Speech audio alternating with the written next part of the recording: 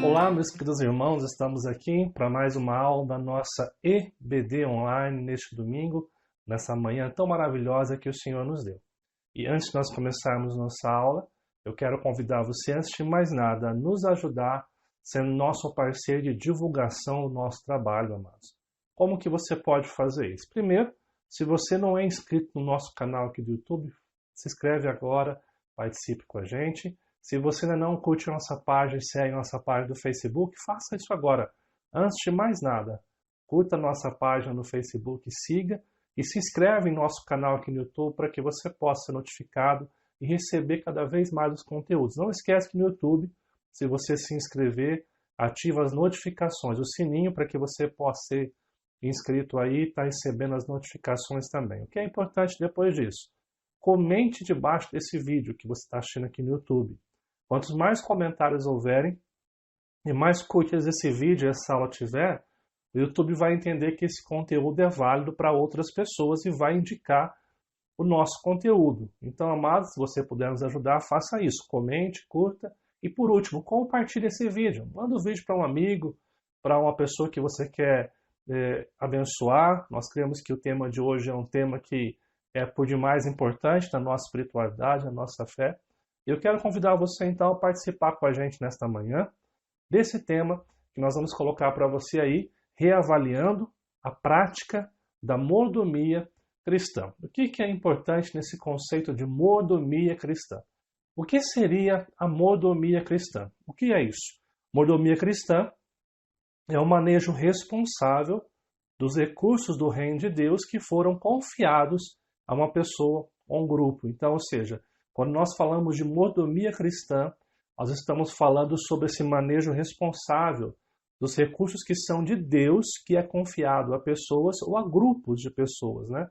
No caso, nós entendemos o seguinte: quando nós falamos em recursos que nós temos, nós compreendemos que nós temos dois tipos de recursos, né? Que Deus nos concede, que são as riquezas, questões financeiras, os nossos bens e a nossa influência, aquilo que nós temos a capacidade de influenciar outras pessoas. Nós compreendemos que isso vem de Deus para as nossas vidas e devem, ao longo da caminhada, passar por um processo do quê?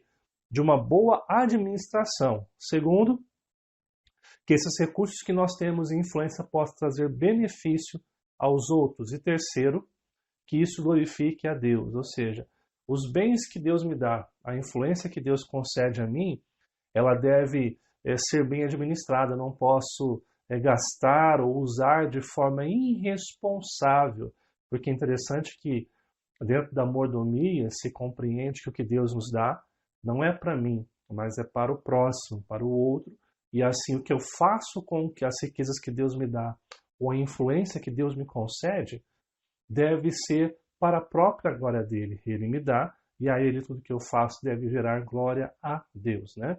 Interessante dessa caminhada, amados, nós lemos juntos o texto de 1 Coríntios, o texto de 1 Crônicas, capítulo 29, versos 11 e 12, que diz o seguinte: preste bem atenção na leitura bíblica. Teu, Senhor, é o poder, a grandeza, a honra, a vitória e a majestade, porque teu é tudo quanto há nos céus e na terra. Teu, Senhor, é o reino, e tu te exaltaste por chefe sobre todos. Riquezas e glória vêm de ti. Tu dominas sobre tudo. Na tua mão há força e poder. Contigo está o engrandecer e a tudo dar força. Perceba que o texto fala que o Senhor, ele tem poder, grandeza, honra, majestade. Tudo que existe pertence a ele, né? Ele domina sobre tudo, na mão há força e poder. E contigo está o quê? O engrandecer e a tudo dar força. Eu quero destacar aqui o centro desse texto que fala o seguinte: riquezas e glória vêm de ti. Então, amados, a expressão riqueza e glória tem a ver com isso, com os nossos recursos, nossos bens, nossas finanças, e glória tem a ver com a nossa influência. E o texto vai lembrar que tudo isso vem de Deus. Deus, ele é o dono de todas as coisas, mas ele concede isso a homens, a grupos, para que estes possam ter uma boa administração, para que estes possam ajudar aqueles que precisam e, ao mesmo tempo, que todos os seus atos glorifiquem a Deus, que é o propósito principal da nossa vida como cristãos. Então, quando nós falamos em mordomia cristã, nós estamos tratando este tema. O tema que tudo que nós temos, recursos financeiros, nossos bens, a influência que nós temos, é vindo da parte de Deus para as nossas vidas e tem o propósito de abençoar outras pessoas. O mesmo texto que nós estamos lendo aqui é uma oração do rei Davi, e durante os próximos versos, há um verso que ele fala assim, ó, nós devolvemos a ti, nós te damos das tuas próprias mãos, ou seja, aquilo que nós recebemos, nós entregamos para o Senhor. Então, caminhando um pouquinho mais por esse conceito, por que é necessário, ou por que a necessidade de tratar deste tema, ou deste princípio nesta manhã de domingo? Eu apontaria aqui duas coisas. Primeiro, vivemos uma cultura que nos motiva a pensar somente em nosso próprio interesse e benefício, né? Alinado desde berço a pensar somente na gente, no que é bom para a gente, para aqueles que estão ao nosso redor, naquele ciclo micro da família ali, né? E não se preocupar muito com os outros, né? E interessante que às vezes até no ciclo da própria família, alguns se tornam tão egoístas que nem pensam no outro, pensam apenas em si, querem apenas para si algumas coisas. Prova disso, amados, a minha esposa trabalha na área do direito, né? E faz muito questão de herança, de inventário, quando vem o falecimento de alguns pais, né? E quanta briga existe no meio desse ramo por causa do dinheiro. O dinheiro, ele muda completamente as pessoas, né? Maquiavel afirmava que as pessoas se esquecem mais rápido da morte do pai do que o seu dinheiro. Então é interessante que realmente nós vivemos numa cultura, e isso tem que ser bem caracterizado nesta manhã, que nos incentiva a quê? A sermos egoístas. Uma segunda coisa que eu apontaria aqui é o seguinte: se faz necessário reavaliar nossa prática responsável do poder e influência que Deus colocou em nossas mãos. Ou seja, diante dessa cultura que cada vez mais está nos incentivando a pensar só em nós mesmos, nós precisamos reavaliar a nossa maneira de lidar com aquilo que Deus tem nos dado. Então, nesta manhã, eu quero convidar você a reavaliar a sua postura, a sua prática de mordomia cristã. Vamos ver que o texto que nós vamos estudar hoje, que é o texto de 2 Coríntios, capítulo 8, dos versos 1 ao verso 15, o que esse texto nos ensina a respeito de mordomia cristã e como nós devemos nos posicionar diante desse tema. Eu quero convidar você a abrir sua Bíblia e acompanhar comigo esta leitura. O texto diz o seguinte: também, irmãos, vos fazemos conhecer a graça de Deus concedida às igrejas da Macedônia, porque, no meio de muita prova de tribulação, manifestaram abundância de alegria. E a profunda pobreza deles superabundou em grande riqueza da sua generosidade. Porque eles, testemunho eu, na medida de suas posses, mesmo acima delas, se mostraram voluntários, pedindo-nos com muitos rogos a graça de participarem da assistência aos santos.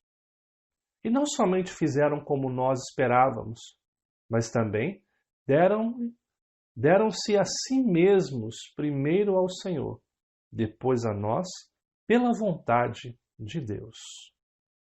O que nos levou a recomendar a Tito que, como começou, também assim complete esta graça entre vós.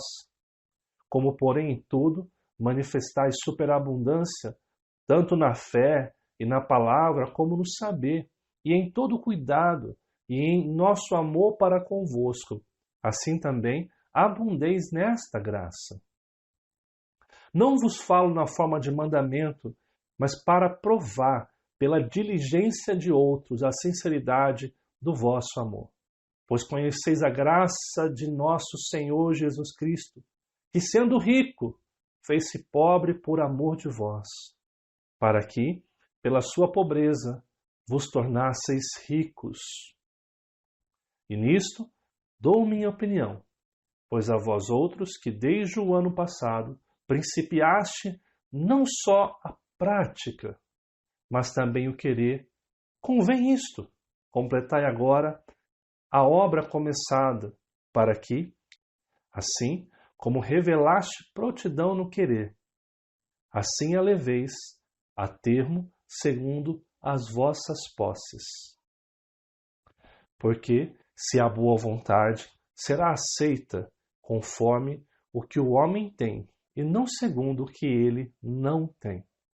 Porque não é para que os outros tenham alívio e vós sobrecarga, mas para que haja igualdade, suprindo a vossa abundância no presente a falta daqueles, de modo que a abundância daqueles venha suprir a vossa falta, e assim haja igualdade. Como está escrito, o que muito colheu não teve demais, e o que pouco não teve falta. Vamos entender um pouquinho, amados, do contexto do assunto tratado por Paulo. Qual é o contexto que o apóstolo Paulo está enfrentando quando ele escreve essa segunda carta à igreja de Corinto? Vamos ver juntos aqui. Primeiro, no governo do imperador romano Cláudio, houve um período de grande fome em todo o mundo. Esse fato profetizado por Ágabo. Quando você ler Atos capítulo 11, versos 27 e 28, você vê que essa grande fome que estava nos dias de Cláudio foi profetizado, foi previsto por Ágabo. Então você tem aqui um contexto de grande miséria acontecendo nesses dias. Outra coisa, nesse mesmo tempo, judeus que moravam em Roma foram expulsos. Você vai ver isso em Atos 18, verso 2. E uma pobreza assoladora atingiu os cristãos da Judéia. Ao mesmo tempo que há uma fome, há também uma expulsão e uma grande pobreza vai acometer aqueles irmãos ali, cristãos da Judéia. Uma outra coisa, os discípulos de Cristo em Antioquia, conforme suas posses, enviaram socorro aos irmãos que moravam na Judéia por intermédio de Barnabé e Saulo. Você vai encontrar isso em Atos, capítulo 11, dos versos 29 até o verso 30. Lembrando que Antioquia é uma igreja que vai ser plantada, dar início ali em Atos capítulo 11, e eles depois vão estar ajudando os irmãos da Judéia também com suas posses. Quem vai levar isso? Paulo e Barnabé.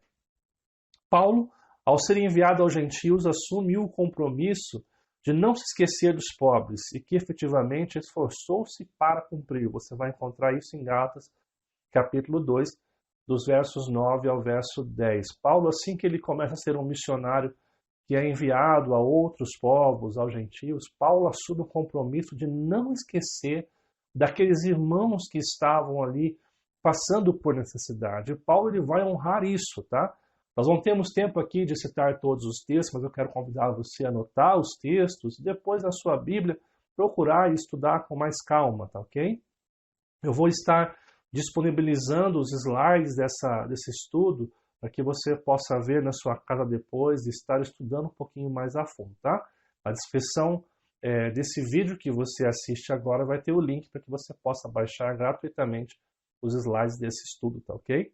Então Paulo, quando vai escrever sua segunda carta aos irmãos de Corinto, Paulo vai, em certo sentido, tocar sobre esse assunto. Paulo vai conversar com os irmãos de Corinto a respeito dessa ajuda. Paulo havia recebido ajudas da igreja da Ásia Menor, da Macedônia, igrejas da Grécia, e agora Paulo quer conversar com os irmãos de Corinto sobre essa assistência aos santos, sobre essa ajuda, sobre essa oferta, essa coleta que é dada para os irmãos da Judéia que estavam enfrentando grande período de miséria ali.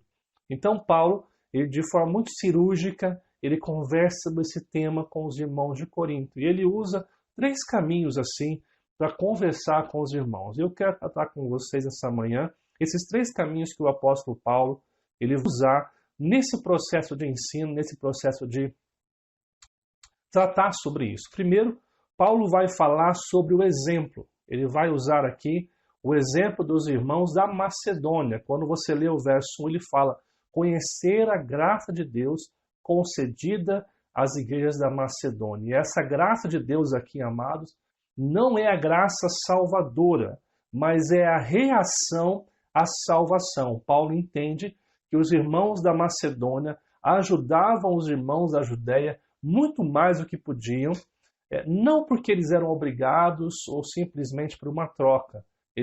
Paulo compreende claramente que a salvação, a compreensão da fé, do evangelho, do cristianismo como um todo, leva esses irmãos de forma espontânea a estar ajudando outras pessoas. Então, como que Paulo trabalha isso? Primeiro, Paulo fala da generosidade desses irmãos. Olha o que fala o verso 2. Porque no meio de muita prova de tribulação, manifestaram abundância de alegria, e a profunda pobreza deles superabundou em grande riqueza da sua generosidade. Algumas coisas importantes do texto. Primeiro, o texto fala que eles fazem isso no meio de muita prova de tribulação, e aqui está falando do contexto. Essa região que Paulo está citando aqui foi uma região muito rica, mas no primeiro século da história aqui, eles passam por uma defasagem muito grande, e essas regiões vão manter-se profundamente agora em uma situação econômica muito escassa. Eles vão experimentar a pobreza, apesar de Filipos fazer parte dessa região, que era uma colônia de romanos, ainda assim a cidade enfrentava sérios problemas na área econômica. Então era uma região que teve muitas condições no passado, mas hoje, naquele contexto ali que Paulo está escrevendo, é uma região que está passando por muitas dificuldades, né? E era normal, quando nós olhamos uma região passando por isso, que essa região seja o alvo de ajuda, e não que eles ajudassem outras pessoas. Então Paulo fala que no meio de muita prova de tribulação, eles fizeram o quê? Eles manifestaram abundância de alegria, e a profunda pobreza deles superabundou em grande riqueza da sua generosidade. Ou seja, eles manifestaram alegria, e naquela profunda pobreza que eles estavam vivendo, isso superabundou a generosidade deles. E aqui a palavra riqueza não tem a ver com uma questão de riqueza financeira, material, mas aqui a expressão fala de uma riqueza que é espiritual. Eles, mesmo passando por adversidades, por uma vida escassa, por uma vida de pobreza, né, que Paulo usa aqui, profunda pobreza para expressar o termo deles, diz que abundou na generosidade em ajudar. E aqui a palavra em destaque nesse texto é uma palavra grega chamada aplotes, que significa o quê? Unidade do corpo, coração uno e sinceridade solidária. Ou seja, mesmo nas dificuldades, esses irmãos tinham consciência do que era ser um, do que era viver esse corpo de Cristo, do que é poder cooperar com os seus irmãos, não por obrigação. Tem a ver com um coração unido num só propósito e uma sinceridade no fazer. Não é simplesmente fazer para tirar uma foto e ser admirado nas mídias sociais. Esses irmãos, de fato, eles, diante da dificuldade, compreenderam o que é ser cristãos e foram generosos naquilo que se dispuseram a fazer. Uma segunda coisa que Paulo vai elogiar, o exemplo desses irmãos é o quê? A espontaneidade. Olha só o que nós vemos no verso 3. Porque eles testemunham Paulo falando, eu mesmo estou testemunhando isso. Porque Paulo havia realmente sido suprido por essa igreja, né? O texto fala, quando ele escreve aos Filipenses, que eles ajudaram muitas vezes, inclusive na prisão, né? Olha só, porque eles testemunham na medida de suas posses, mesmo acima delas, se mostraram o quê? Voluntários, né? Interessante que essa palavra voluntários aqui, ela tem um destaque muito importante. Ninguém obrigou eles a fazer. Eles voluntariamente perceberam a necessidade e se dispuseram a ajudar. E aqui eu quero fazer um jogo de palavras para que você possa entender o que é ser uma pessoa voluntária, né? Por exemplo, quando nós falamos aqui, você precisa fazer, o que significa isso? É a expressão da lei. A lei nos obriga a fazer e nós temos que fazer, né? Por exemplo, nós temos que pagar o imposto, porque se a gente não pagar imposto ou não acertar a Receita Federal, a gente pode sofrer um processo e até coisas piores ainda. Nós somos obrigados. A lei nos obriga a pagar os nossos impostos aí, a recolher o imposto de renda, porque se não obrigasse, ninguém ia fazer isso no nosso Brasil. Agora, por exemplo, você deve fazer. O que é isso? É uma questão da responsabilidade moral. Você não é obrigado, mas você vê que por causa da responsabilidade moral sua, você acaba fazendo, né? Porque pega mal não fazer isso, então, por uma questão moral, você faz. Mas quando assim, você quer fazer algo que você deseja fazer, significa o quê? Uma reação da graça. Quando Paulo está falando que eles se mostraram voluntários, Paulo não está aqui falando que eles foram obrigados, ou que eles tinham que fazer por uma questão moral, todo mundo estava ajudando, então eles tinham que ajudar. Paulo mostra que quando você quer fazer voluntariamente, significa que a graça de Deus tem atuado na sua vida. E eu me lembro aqui da palavra do presbítero Beto, né? Nós conversávamos um dia sobre a questão dos dízimos das ofertas. Por que algumas pessoas não ajudam? Por que algumas pessoas não se mostram voluntárias a ajudar a casa de Deus? Ele falou uma coisa assim que marcou muito a minha vida. Ele dizia assim, que dízimos e ofertas é uma questão da ação do Espírito Santo. A grande pergunta não é porque o indivíduo não ajuda, não é porque o indivíduo não coopera, mas porque ainda o Espírito Santo não tocou nessa pessoa para que ela possa ser uma pessoa que ajuda a casa e a obra de Deus. Uma pergunta muito pertinente num momento como esse, né? Então, Paulo mostra que esses irmãos eram generosos e espontâneos naquilo que faziam. Uma outra coisa, ele mostra a maturidade desses irmãos. Olha o que fala o verso 4. Pedindo-nos com muitos rogos a graça de participarem da assistência aos santos. E é interessante você ver aqui, amados, porque algumas versões falam eles imploraram para participar disso. E aqui nós vemos o quê? Maturidade, pessoas que realmente amadureceram na fé e compreendem. Não é uma questão do que eu tenho para dar, mas é uma questão de quanto meu coração entendeu o que Cristo fez também naquela cruz, o que significa fazer parte de uma família cristã. E aqui ele vai usar um destaque nessa palavra com muitos rogos aqui. Realmente eles pediram que participassem, né?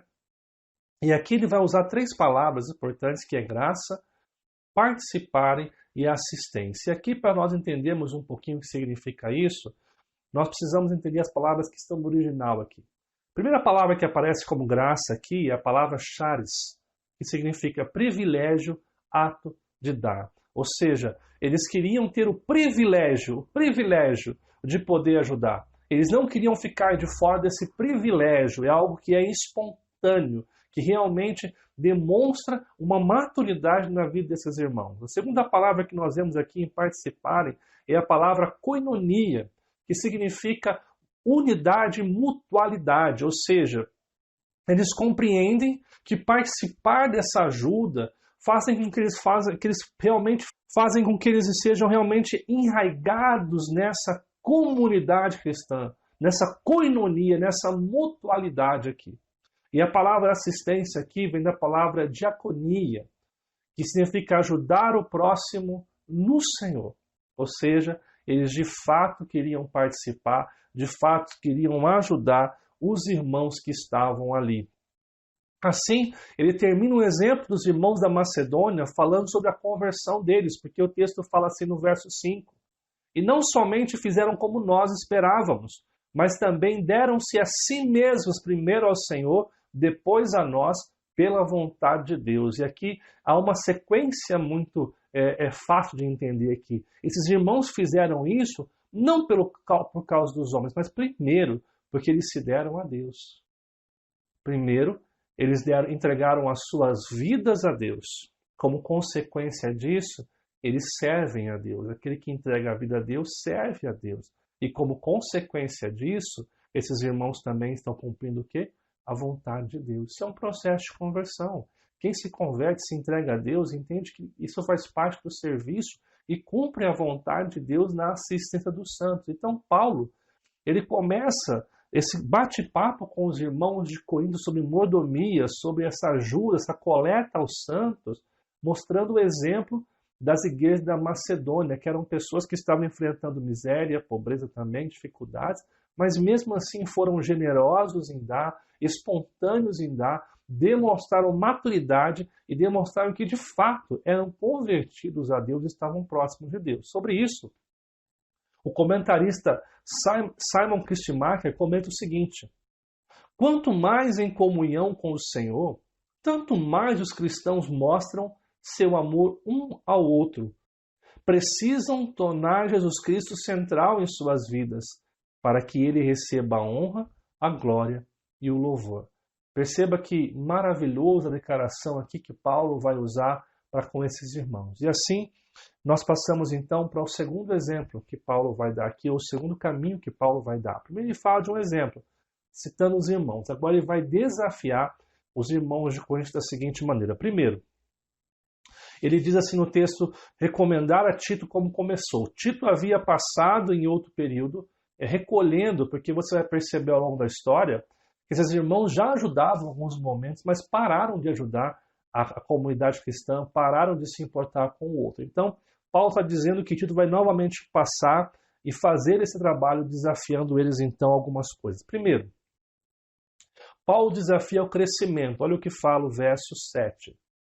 Como, porém, em tudo, manifestais superabundância, tanto na fé e na palavra, como no saber e em todo o cuidado, e em nosso amor para convosco. Assim também abundeis nessa graça. Ou seja, Paulo, ele vai dizer que esses irmãos cresceram em várias áreas. Você vê nos dons ali, no conhecimento, na sabedoria, mas Paulo quer que esses irmãos cresçam também na área financeira, essa questão da mordomia, essa questão de realmente dar-se a si mesmo e ao Senhor e dar também a sua ajuda àqueles que precisam. Ou seja, Paulo está falando de um crescimento que gera equilíbrio aqui, amados. Por quê? Não adianta a ideia de Paulo não adianta você ser conhecedor dos dons, ter muita ciência, muita espiritualidade, se nessa área você é falho. A vida cristã deve ser um todo, completo. Então Paulo desafia os irmãos aqui então ao crescimento. Uma segunda coisa que Paulo desafia os irmãos é o quê? A fazer isso em amor. Olha o que fala o verso 8.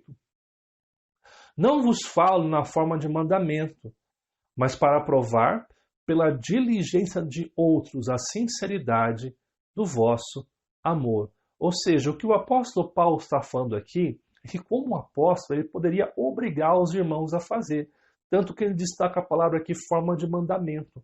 Paulo não está obrigando as pessoas a fazerem isso, mas está incentivando a terem, olha, destaque, a sinceridade do vosso amor. Paulo quer que eles façam isso aos irmãos, não porque são obrigados a fazer, mas Paulo deseja que esses irmãos façam de coração ao Senhor, voltados completamente ao Senhor neste sentido. Ou seja, Paulo desafia os irmãos ao quê?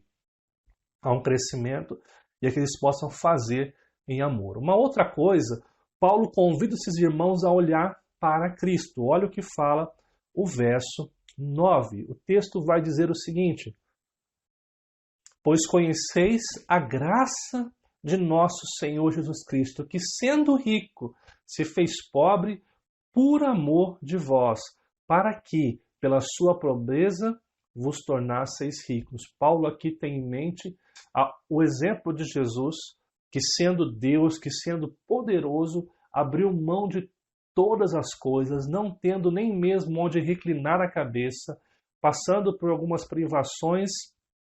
Para quê? Para que eu e você tivéssemos vida, para que eu e você fôssemos salvos. E aqui o exemplo, né? Eles conhecemos muito bem o hino cristológico de Filipenses 2, 5 a 11, onde Paulo vai descrever o caminho de humilhação que Cristo passa, abrindo mão de ser Deus, se esvaziando de si mesmo e sendo reconhecido em figura humana. Paulo lembra os irmãos de Corinto que nós devemos olhar para Cristo e seguir o seu exemplo nesta caminhada. Uma outra coisa que Paulo desafia aqui, amados, é viver na prática. Olha só o que fala o texto nos versos 10 e verso 11. E nisto dou minha opinião. Paulo não está impondo, ele dá a sua opinião. Pois a vós outros que desde o ano passado principiaste não só a prática, mas também o querer.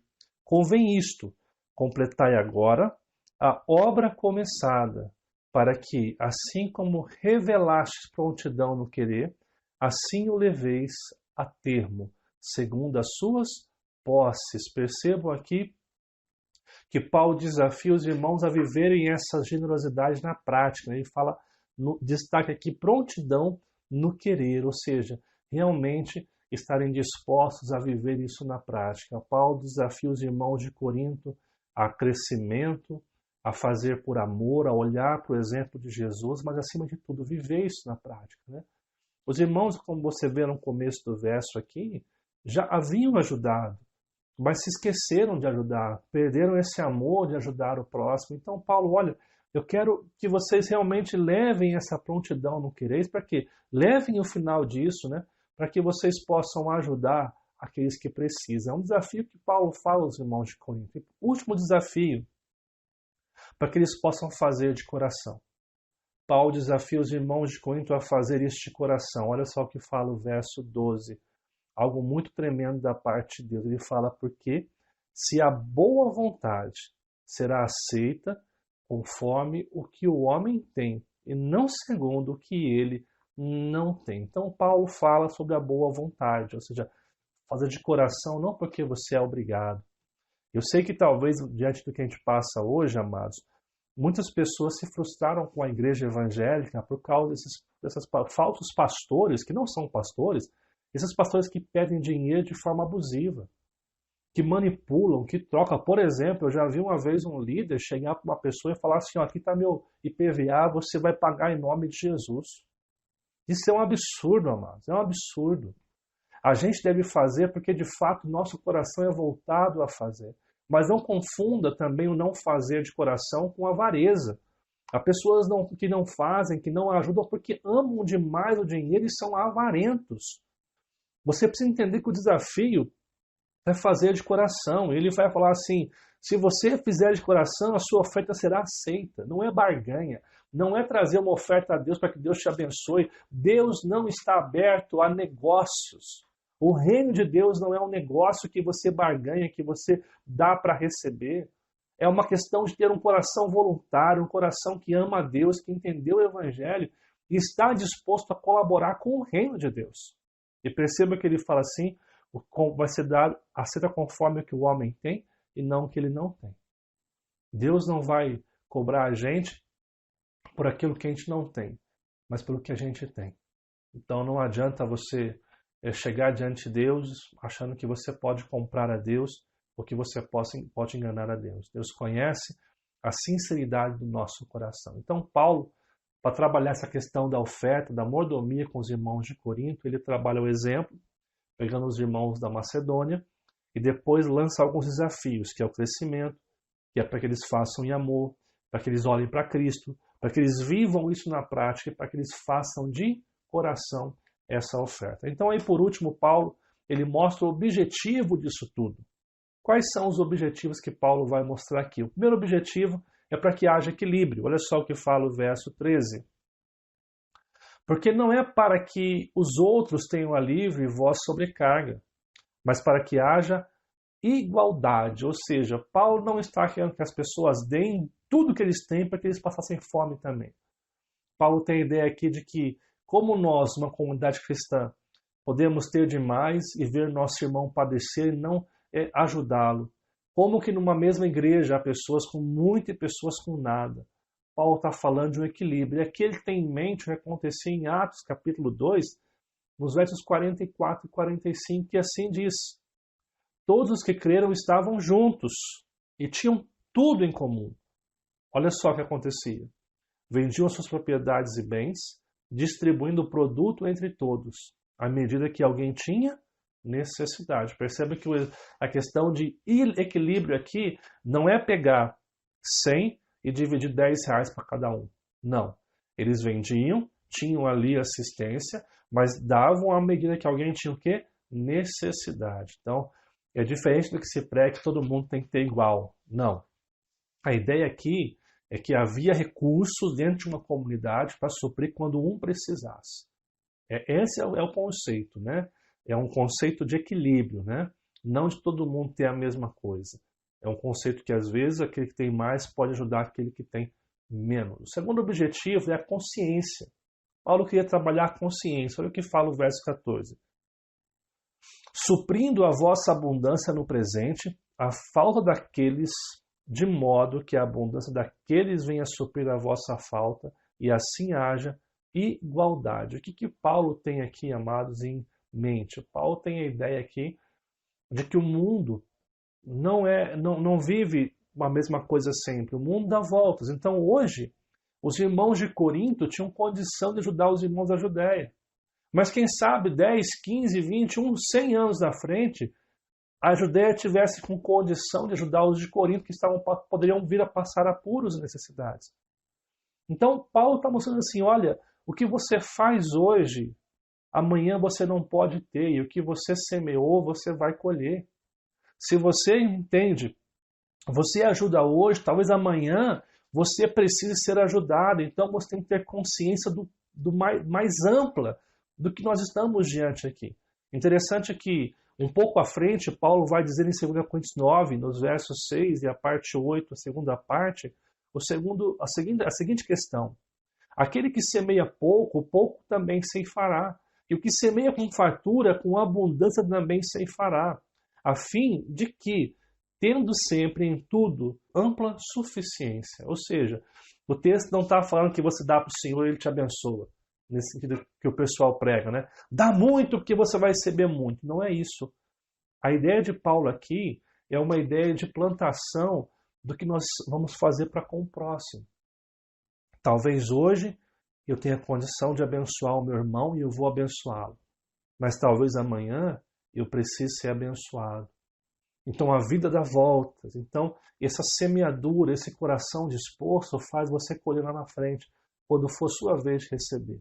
Então isso tem a ver com a consciência do que é a vida em nosso dia a dia.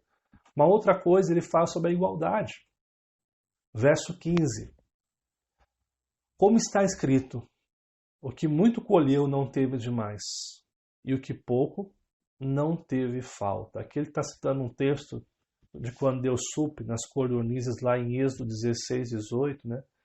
Para falar o seguinte, quando nós aprendemos o princípio da mordomia, aquele que colhe muito, ele tem condição de ajudar aquele que não colheu tanto como deveria, porque um está ajudando o outro.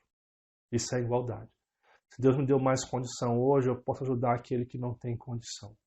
Agora, quando nós amamos demais o dinheiro e somos avarentos, nós vamos ter dificuldade de caminhar por esse princípio. Nós precisamos, sim, como cristãos, ser responsável na nossa mordomia. Isso significa que a gente deve, sim, guardar um recurso para os dias de necessidade. Nós vemos a administração de José, né, que guarda no tempo de fartura para ter no tempo que é o tempo onde não há fartura. Nós vemos a ideia de você realmente lançar o seu pão nas águas para depois colher depois de 7 dias. A Bíblia fala que nós devemos ter maturidade para com as finanças, com os recursos para guardar, para ter um capital de giro, mas não podemos amar ao dinheiro ao ponto de achar que ele é o que nós precisamos para ter segurança. Ter uma boa administração não significa amar o dinheiro como se ele fosse o seu Deus, né? Mas a consciência que nós ajudamos e ao mesmo tempo temos que ser responsáveis, como a gente falou no começo, né?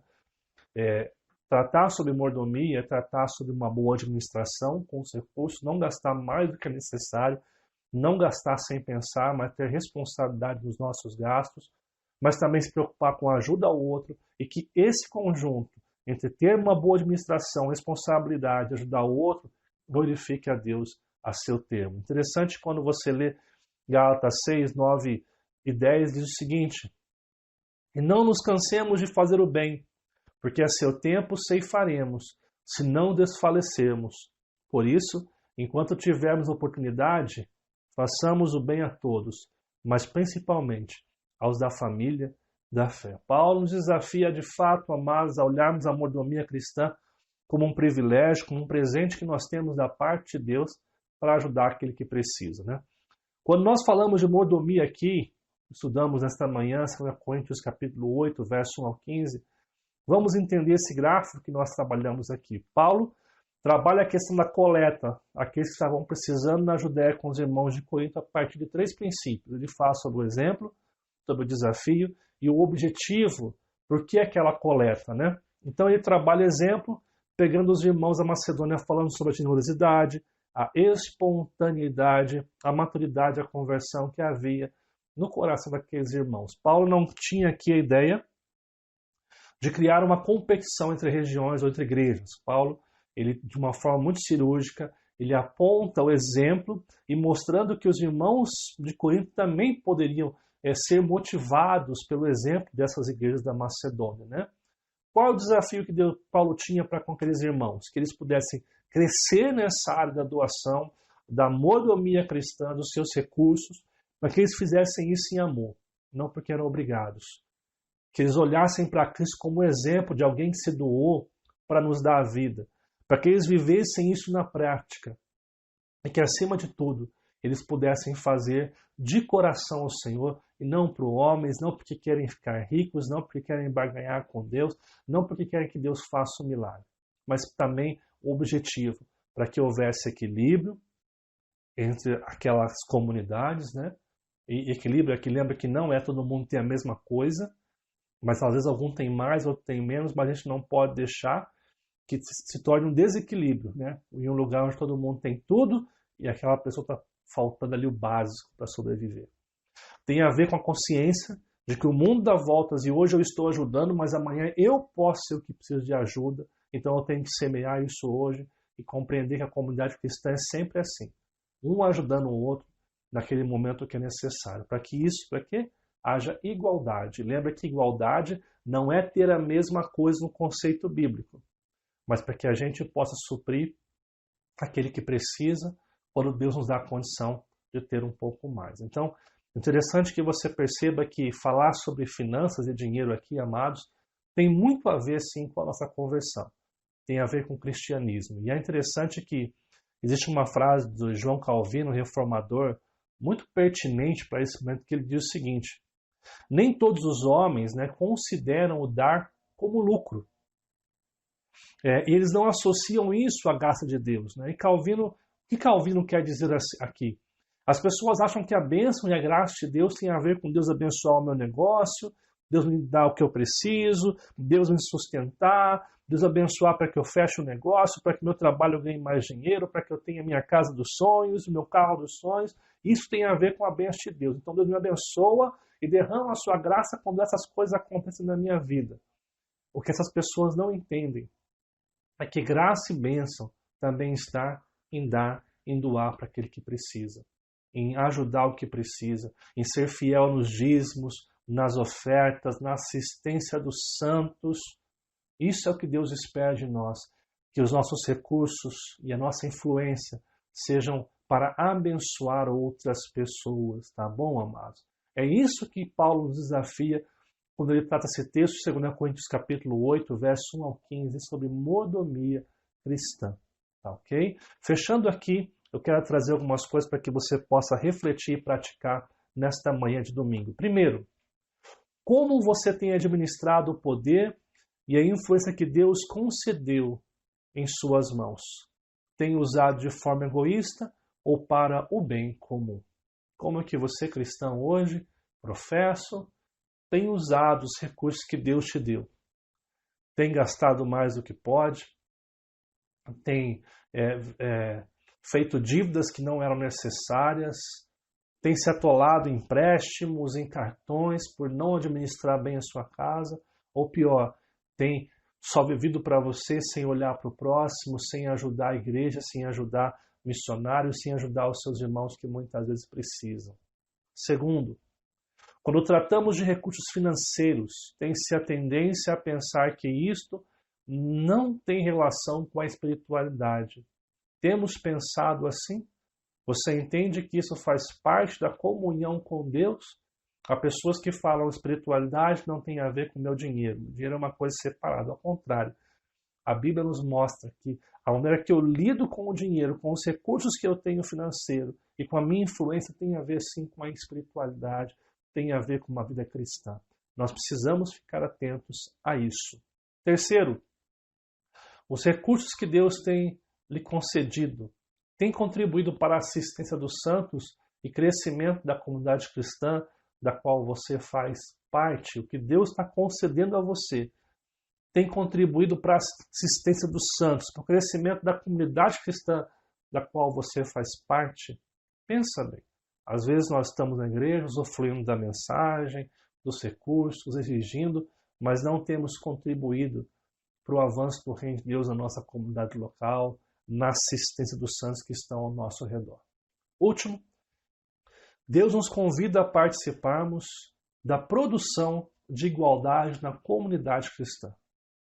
O que você fará em relação a isso? Você é convidado para ser um gerador, um produtor de igualdade na comunidade que você está.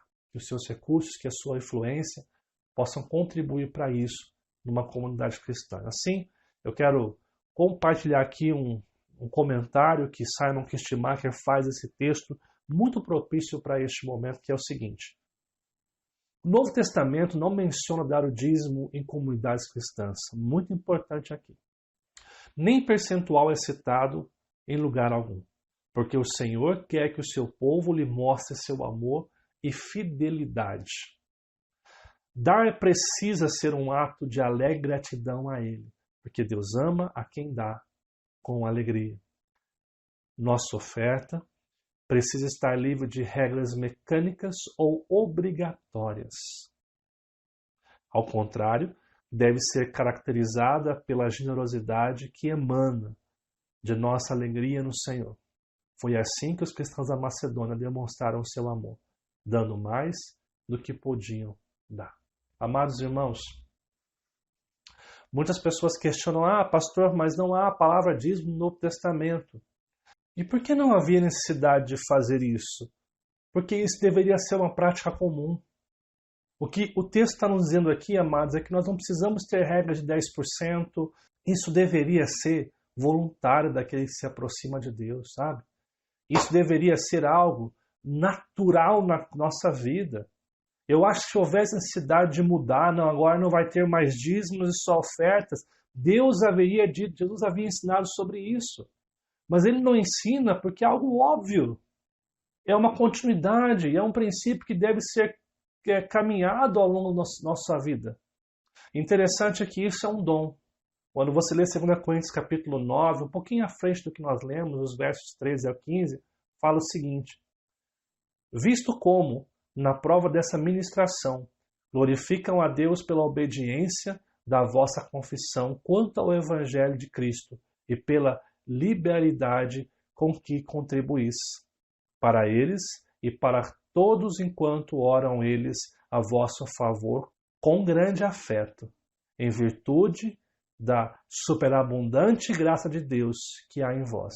Graças a Deus pelo dom inefável. A palavra inefável é indescritível. Então, graças a Deus por esse dom de pessoas que contribuem, de pessoas que de fato compreendem o seu lugar no reino de Deus, estão dispostas, sim, a ajudar na casa de Deus, na contribuição dos santos. Então, que nesta manhã nós possamos refletir, ou melhor, reavaliar a prática da mordomia cristã nas nossas vidas, que nós possamos compreender o que é ser um cristão e fazer isso com generosidade, que a gente possa, nesta manhã, refletir um pouquinho mais sobre isso. Eu quero agradecer você que participou com a gente e mais uma vez lembrar, não vá embora aqui sem se inscrever no nosso canal, ativar o sininho e deixar o seu comentário nesta manhã. Foi muito bom estar com você, que Deus abençoe seu domingo e não se esquece, deixa um comentário aqui falando do que você achou